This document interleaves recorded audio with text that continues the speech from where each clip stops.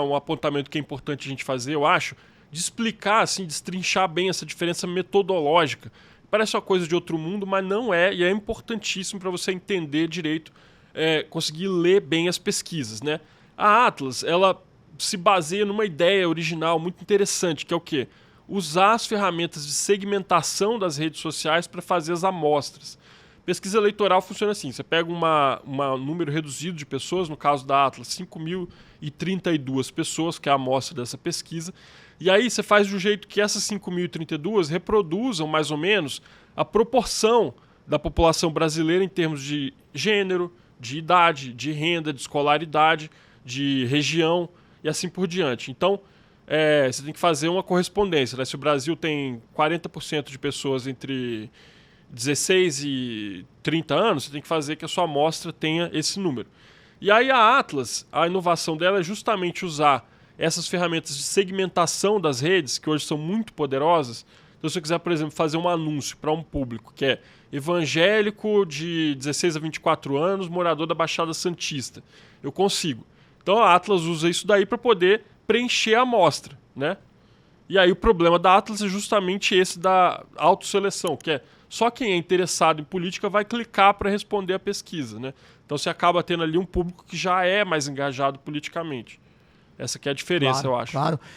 Aliás, falando em clicar, hein, pessoal, acabou de aparecer aí para vocês na tela. Se inscreve no canal, aí do canal do Metrópolis. É só apertar ali o botãozinho, se inscrever. Depois que você está inscrito, você consegue acompanhar a gente, curte, compartilha, comenta. Aliás, eu queria fazer uma pergunta para vocês aí que estão assistindo a gente, até nos comentários.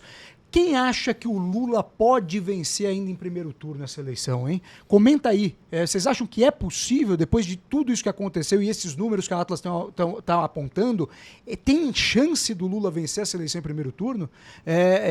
Eu acho que essa é uma pergunta que vai ser o ponto de discussão dos próximos dias, né? Vamos ver como que esse Datafolha vem, porque se o Datafolha vier confirmando essa queda do Flávio Bolsonaro, cresce essa expectativa de que pode se resolver num primeiro turno.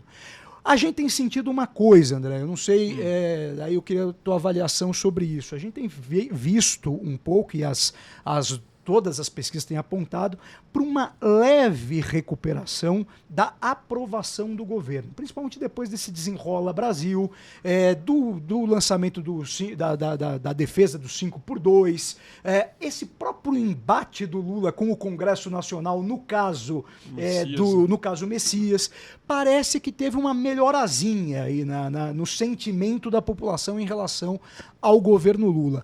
Você acha que daqui para frente o Lula só tende a crescer nessa aprovação ou ainda tem muito problema que o governo vai ter que se explicar quando a coisa apertar mais? Porque agora o foco inteiro está no Flávio. Né? O foco está todo nessa questão do Flávio Bolsonaro. Você acha que tem ainda espaço para o Lula crescer nesse processo? Eu acho que tem, claramente, né? O governo preparou um pacote de bondades eleitorais, como, aliás, todos os governos fazem, né?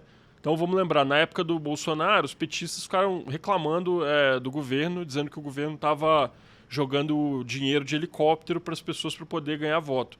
Então é o auxílio caminhoneiro daquela época, o auxílio emergencial de R$600 já era antes, né? O aumento do Bolsa Família que na época era Auxílio Brasil, né?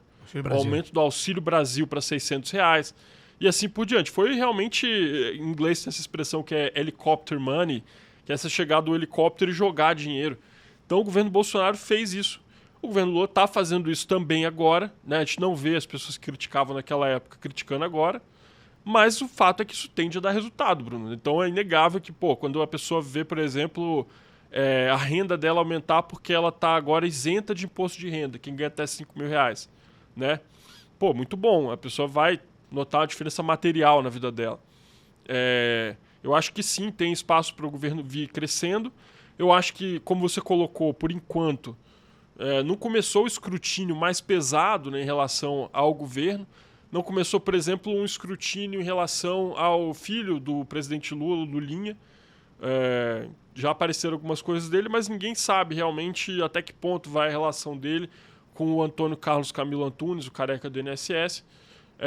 Ninguém sabe, por exemplo, até que ponto vai a entrada que ele tinha no governo do pai para fazer lobby.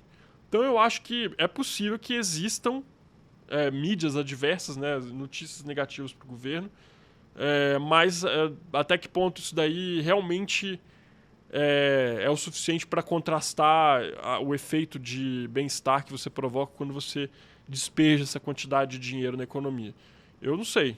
Os filhos parecem que estão sendo um problema para os pais, Filho né? O sempre Lula, o Lulinha criando esse problema para o Lula, o Flávio, que era uma solução para o pai, agora vira também um problema depois de tudo isso que tem sido revelado. E agora eu vou te fazer uma pergunta.